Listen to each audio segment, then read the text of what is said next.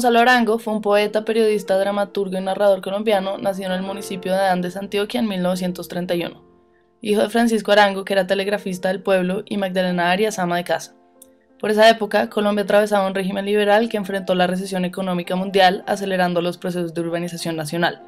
Durante su adolescencia, presenció la guerra bipartidista intensificada tras el asesinato del candidato presidencial Jorge Eliezer Gaitán el 9 de abril de 1948.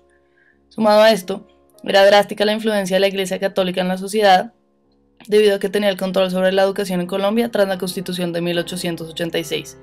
En 1929, el arzobispo de Medellín prohibió la lectura de la obra Viaje a pie de Fernando González Ochoa bajo pena de pecado capital, evidenciando así la autoridad política, cultural y social que tenía la Iglesia en el momento.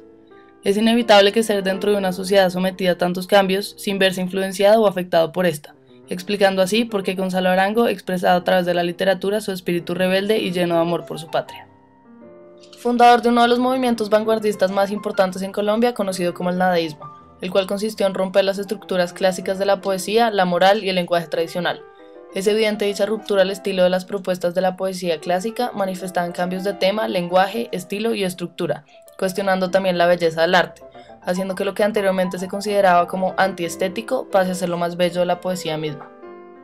Lo anterior se puede ver reflejado en su manifiesto nadaísta, donde básicamente da a conocer su propósito y lo que es el nadaísmo en sí, permitiendo a grandes rasgos comprender el estilo de la poesía de Gonzalo Arango.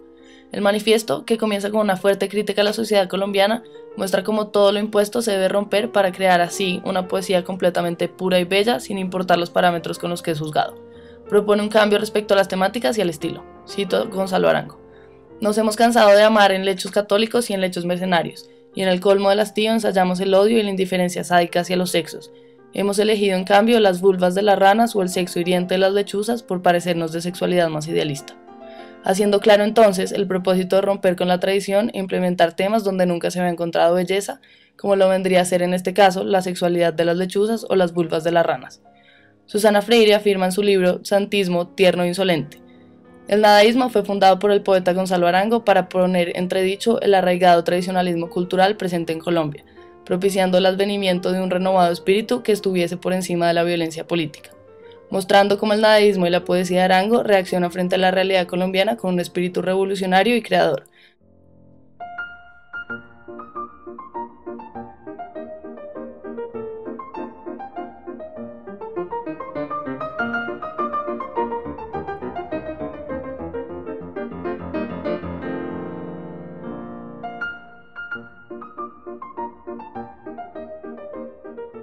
Es así como se hace evidente el valor dado a la creación, ya que a través de esta el poeta logra desprenderse de todas sus ataduras, romper con la tradición y crear una nueva concepción de la poesía.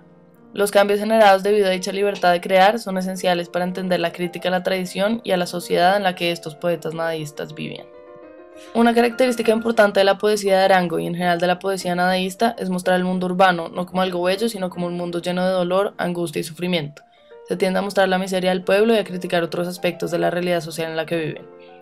En su escrito Gaitán se refleja lo anterior en relación a la situación colombiana del momento. Cito a Gonzalo Arango.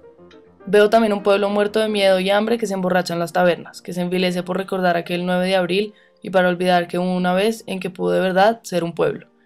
No solo se evidencia una característica típica nadaísta, sino que también refleja la influencia que tuvo Jorge Eliezer Gaitán y su asesinato sobre la vida de Arango, que según él afirma: si Gaitán no hubiera muerto, yo no sería hoy Gonzalo Arango. ¿Quién o qué sería? No lo sé.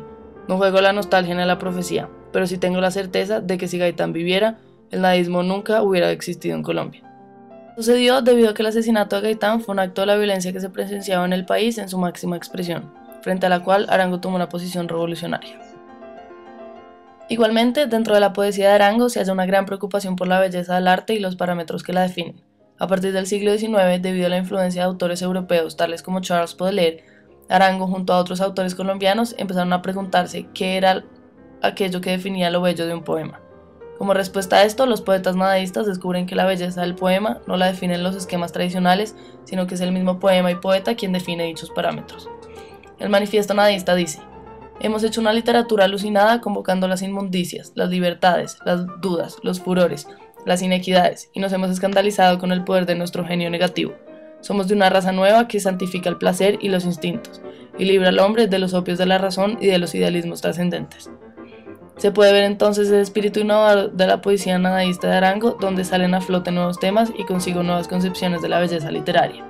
Darío Nado Restrepo, en su libro Memorias del primer Simposium Internacional Jorge Isaacs, el creador en todas sus facetas, afirma que el poeta nadaísta no está como mediador de un referente de belleza, sino como promotor de una figura autorreferencial, el poeta mismo, cuyo eje de belleza no giraba en la armonía, sino en la ruptura de todos los centros, todos los márgenes.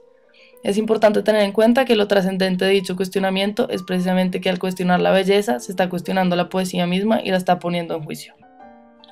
Para la década de 1960, Arango, tras haber sido el promotor y fundador del nadaísmo, sorprendentemente publicó una declaración en contra de este, donde afirmaba que era una desesperación nihilista y de derrotismo, por lo cual fue quemado simbólicamente en el Puente Ortiz de la ciudad de Cali.